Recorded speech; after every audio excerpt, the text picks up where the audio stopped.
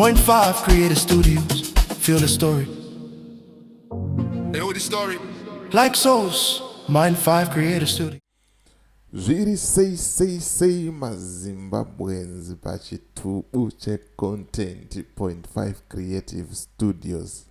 Kana uchangotanga kuti bata muzuva ranhasi tanya subscribe button and the notification bell so that you don't miss out on any exciting content uploaded. Zvamanje ndauya ne2 varume vanodiwa nevanhu zvekutodaro.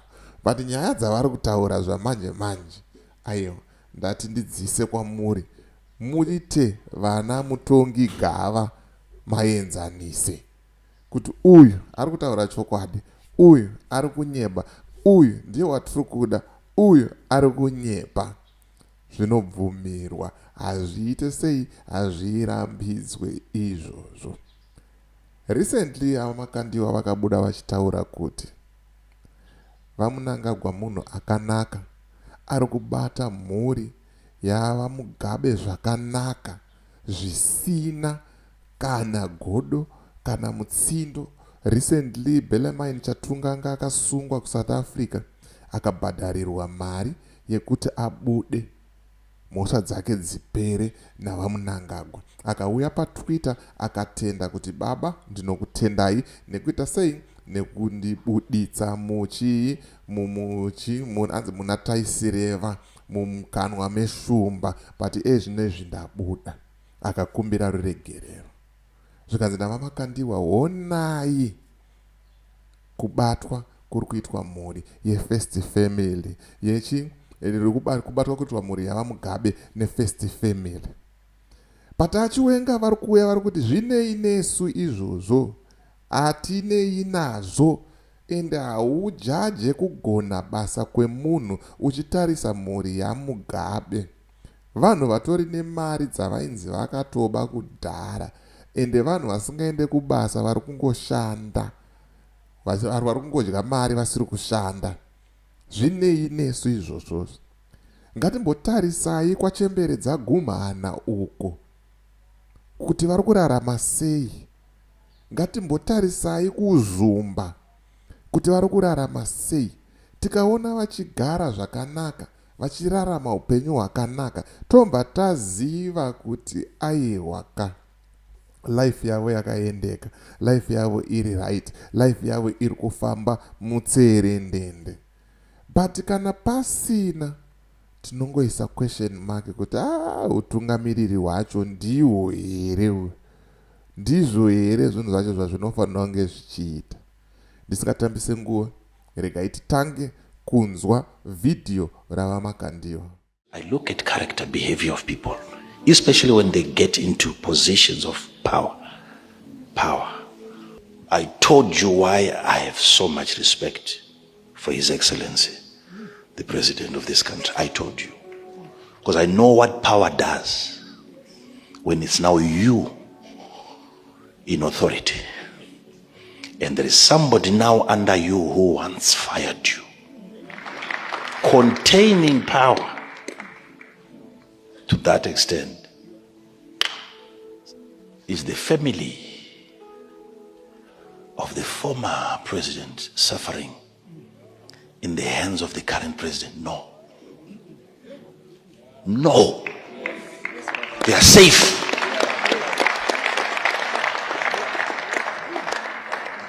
No evil man does that. There are certain people who should never be leaders of nations. Certain people who should never be presidents. No matter how born again they are. Do you know a nation can be even safer in the hands of a man who doesn't go to church than people that go to church? Mazvinzwira vega. Pamwe pacho kana tichitaura munofunga kuti makuwa, munofunga kuti tinenge tichinyepa kana kuti tiri kuwedzeredza. Mazvinzwira mega vaMakandiwa vachitaura. Regai tinzwe Apostle TF Chiwenga vachitaura. They admire men. That one is so blessed. That one is so godly. That one loves God. That one is a true leader. Why are you in the business of admiring other men who don't know God. Jude says they admire men to get advantage. Oh, yes. Yes. A few days ago, there's a tall charlatan who said our president is a God-fearing man because he has not ill-treated the family of the former president. He said there is no evil man who treats well the family of the late former president. He said our president is godly because he is treating peacefully and well the Mugabe family. And I said, what? The humanity of a president is tested on the most vulnerable person in the society. Amen. The Mugabe family does not need to be treated well. Yes. They are well to do. They have money. They can go and live anywhere of their choice. If we want to measure President Mnangagwa, we don't measure his godliness on how he treats the Mugabe family, which is a privileged family, a family that is living and basking in the coziness of privilege. We test President Mnangagwa on the common man. Yes. Vanagogo vari kudotito harawa nechembere dziri kucholocho mapofu nezvirema vari mumastreets ari kugwanda nherera dziri kuchipinge ndopatinotesta president ipapo. The most vulnerable in the society. Amen. Yes. Now we are hearing from a charlatan that a woman who is claimed to have kept billions of dollars stolen through a corrupt system presided over by a late husband is being treated well. Who cares how the former first lady is being treated? Who cares? Kuti amai Mugabe vari kutreatwa zvakanaka naMnangagwa ane basa nazvo Ndiyani? Ndiyani akatreatwa zvakanaka naGrace? She was cruel herself, helping her husband in the butchering of more than 20,000 people in Matebeleland.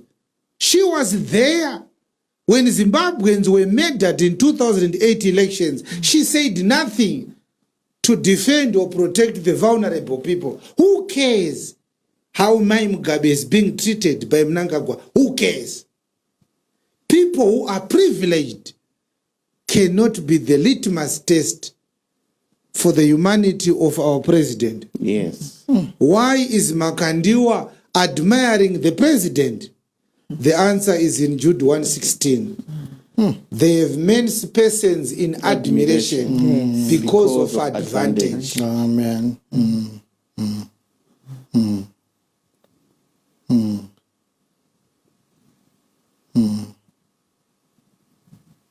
Advantage. Inosaka ukanzwa munhu achiti ningi munhu muombe ibva waziva kuti pane chiri kutsvagwa.